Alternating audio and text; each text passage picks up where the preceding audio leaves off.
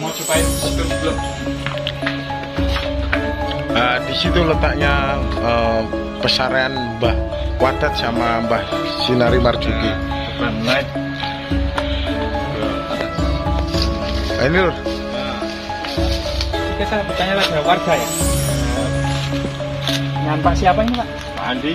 Oh Pak Andi ya. Ya kita coba ininya ditunjukkan, katanya di atas itu ada petilasan yang sangat keramat Pak ya. Warga menamai petilasan seorang tokoh apa Pak? Siapa? Mbu Barada, Ya. Batara Guru. Mbu Barada dan Batara Guru, sangat luar biasa sekali. Mungkin ada jejak-jejak struktural dan artefaktual yang sangat penting ya. Mari kita telusuri bersama-sama. Bareng-bareng ini. Yuk naik, kita naik. Kolaborasi kejadian itu yaitu sejak zaman Majapahit Club dan Kimbah Meong. Ini kita menuju ke petilasan Barada untuk Batara Guru. Nah, ini kawasan gunung dan masih alami ini. Ini berarti lereng gunung apa Pak? Lereng Gunung Semar atau tepatnya Pegunungan Anjasmara, ada Bukit Semar. Disinilah di atas ini ada namanya Bukit Semar warga. Ternyata banyak tanaman lontar. Daun lontar Ya, itu ya. daun lontar serta menjalin. Kalau di situ menjalin itu yang sulur-sulurannya panjang. Ya betul. Nah ini menjalin. Ini lontar ini banyak ini. Karena sangat melimpah gitu ya. Ketika berkembang kertas di dunia, itu Majapahit tidak peduli dengan kertas karena bahan untuk menulis yaitu daun lontar itu sangat melimpah sekali. Betul. Iya. Ayo kita naik. Sehingga kemudian pada masa Majapahit pun kitab-kitab itu ditulis di daun lontar. Ternyata ini masih banyak pohon kan. Itu ada kunir. Daun kunir ya. Kita sebut dengan Berarti gemah limpah loh Jinawi ya kan? pohonnya itu daun kunir. Rotan. Nah, di sini tuh juga banyak tanaman empon-empon ya. Salah satunya adalah kunyit. Nah, kunyit atau kunir ini. Aromanya itu sedap sekali. Nah, ini merupakan salah satu obat yang mujarab ya pada masa Majapahit atau pada masa kuno. Ini ciri khas dari Jawa. Ini diimpor ini ke India ini. Karena India itu sangat membutuhkan kare yang bahan utamanya adalah kunyit. Selain kemudian obat untuk kesehatan tubuh. Dan juga sering dikeringkan kalau di India itu Mas. Iya dikeringkan dibuat bubuk gitu ya, dibuat bubuk. Di India. Di India dibuat bubuk. Nah ini dulu kunyit asem itu ternyata teknologi pada masa Majapahit gitu ya. Kandungan zat pengobatan dalam kunyit itu akan kemudian lebih berkhasiat jika dalam kondisi asam. Nah ini salah satu penemuan leluhur kita. Jadi dikenal dengan kunyit asam. Katanya termasuk itu ya Mas ya. Minuman khas Mojokerto yaitu sinom itu ya. Minuman khas Mojokerto kunyit asam. Sudah ngiler kan ya? Apalagi puasa ini Mas. Iya, apalagi puasa seger-seger, kecut-kecut di mana gitu loh. Ya itu. Ini kunyit ini, bentuknya kayak gini, rimpang-rimpang di sini. Nah ini. Terus yang sebelah kanan itu pohon apa Mas? Yang rumput itu kayak lontar. Tadi kayak kelapa itu lontar itu. Nah, itu dia. Lontar. Dalam tradisi kuno itu lontar, tapi kemudian menurut legenda masyarakat itu sering kemudian identik dengan tempat tempat bersembunyinya wewe gombel atau genderuwo. Nah itu. Jadi karena memang sangat gelap kalau ada pohon lontar yang Barangkali ada penampakan itu. apa? Penampakan. Coba di zoom. Coba di zoom. Nah itu hitam itu apa itu loh? Para desainer Digerumbul. para desainer yang mempunyai indra keenam bisa dilihat apakah benar penjelasan dari Mas Ega bahwa di pohon itu lontar apakah ada penampakan. Kita lihat. Kita naik terus. Kayak gini lur. Ini tempatnya itu memang di bukit yang sangat tinggi sekali ya. Kita ditemani sama dari teman kita ya juga nge-YouTube ya. Jejak Zaman dan juga Majapahit Studi Club. Yuk, capek Mas ya. kita menunjukkan teman-teman barangkali mengunjungi tempat ini. Tempatnya sangat ekstrim dan juga bisa ketik Google Map Desa Manting, Kecamatan Jatirejo, Mojokerto, Jawa Timur. Mungkin apa Senin Kemis. Ini bener-bener. Ini di atasnya punden ya? Atau di Keringat jagung-jagung.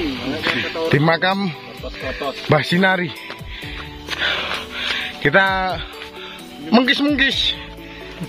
Menuju ke puncak yang katanya terdapat petilasan berada atau sangat ngongkloh. Benar, ternyata petilasan ini benar-benar berada di puncak ya Gunung. Nah, ini dibangun oleh warga.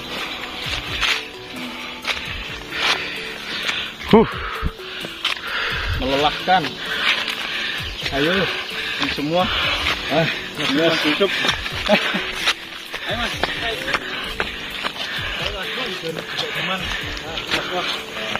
Jarang muncul emang beliau Mas. Teman kerja. Kemudian ayo. Nah, itu dia ternyata puncak dari petilasan Barada atau Bathara Guru. Nafas saya masih Senin Kemis. Ambekan sih Mas. Ngongkloh. Nafas. Karena sangat turun sekali. Nah, kita di atas. Kita di atas. Kita lihat. Capek sekali. Di Senin Kemis. Nah, ini dia. Ini sebelumnya ini menghadap ke mana ini Mas? Tawasul. Seperti tradisi kami. Nah, ini di bawah pohon belimbing yang dikeramat. Makam-makam kuno atau makam-makam keramat atau tempat-tempat yang lain yang dikeramatkan. Tapi saya sendiri sebenarnya suka model arsitektur makam yang masih model kuno. Walaupun ini sudah dikeramik ya, jadi tetap bersih dan tetap tidak meninggalkan jejak kekunuan. Jadi aura kekunuan, aura sejarahnya itu masih cukup erat sekali.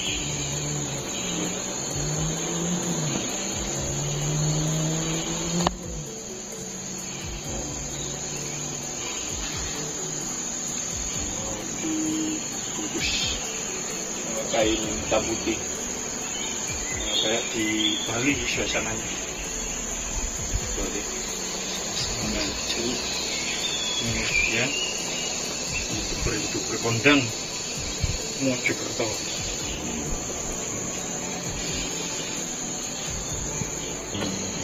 Damar Jati Lombok Barada. Ya, di sini memang ada makam Mpu Barada, kemungkinan juga mungkin pemberian masyarakat sekitar ya. Tetapi nama ini muncul di dalam serat calon arang, kemudian di dalam prasasti Joko Dolok yang ada di Taman Apsari Surabaya. Ini juga memuat nama Mpu Barada, serta di beberapa kasus sastra lainnya.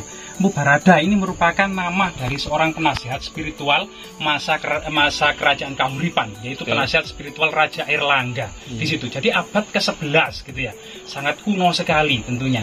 Jadi dalam ceritanya Mpu Barada ini adalah seorang pendeta Buddha yang memiliki kakak Mpu Kuturan.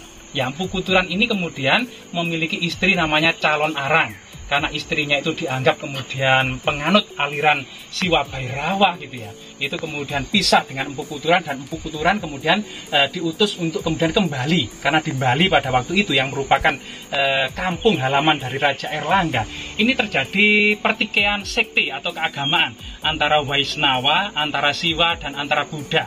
Sehingga kemudian datangnya Mpu Kuturan ke Pulau Bali ini menyatukan berbagai macam sekte ini, membuat purah baru yang di situ menampung berbagai aliran dengan upacara yang sangat meriah. sehingga antara penganut Waisnawa yaitu Wisnu, antara penganut Siwa dan antara penganut Buddha yang dikenal dengan Siwa Buddha ini kemudian bersembahyang di lokasi yang sama. Ini salah satu prestasi Empu Kuturan untuk menyatukan berbagai macam sekte di Pulau Bali. Sedangkan adiknya yaitu Empu Barada memilih mendirikan asrama Buddha di dekat Candi Brahu, yaitu di Lemah Citra atau Lemah Tulis. Di situ Empu Barada juga menyelesaikan tentang waktu itu ada semacam pagebluk, yaitu orang-orang Kadiri itu kemudian paginya sakit, sorenya meninggal. Sorenya sakit, paginya meninggal. Ternyata diselidiki oleh Empu Barada, ternyata ulah dari sang janda calon arang. Inilah kemudian usut punya usut karena calon arang ini memiliki putri yang tidak ada satupun mau melamarnya atau menikahi putrinya karena takut sama aliran ibunya ini. Kemudian Empu Barada mengutus muridnya ya itu kemudian untuk menikahi anak dari calon arang itu sendiri. Jadi ini kebijaksanaannya. Kemudian kebijaksanaannya juga itu adalah ketika usut punya usut bahwasanya kejadian yang menimpa pandemi di Kediri ini adalah ulah calon arang dan kemudian kelemahan calon arang itu dapat diketahui oleh Empu Barada melalui muridnya tadi, itu kemudian kebijakannya adalah calon arang ketika kemudian meninggal gitu ya dalam perang dengan Empu Barada itu kemudian dihidupkan kembali agar bertobat gitu ya. Kemudian setelah dihidupkan kembali calon arang menyesali segala perbuatannya dan bertobat karena waktu pertempuran tadi itu belum sempat bertobat.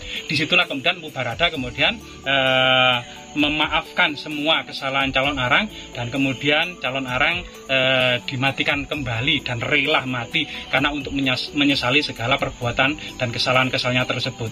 Ini salah satu cerita Empu Barada yang sangat-sangat sangat-sangat memuat ajaran kebajikan yang sangat luar biasa sekali. Jadi di sini ada petilasan yang masyarakat menamai dengan Empu Barada. Tentunya petilasan ini wajib kita lestarikan sebagai uri-uri budaya mengingat ketokan Empu Barada dan kakaknya yaitu Empu Kuturan yang senantiasa menjaga persatuan kesatuan karena persatuan dan kesatuan serta kedamaian Pulau Jawa ini merupakan mahkota dari Nusantara. Tentunya masa lalu yang berjaya akan bangkit kembali suatu saat nanti.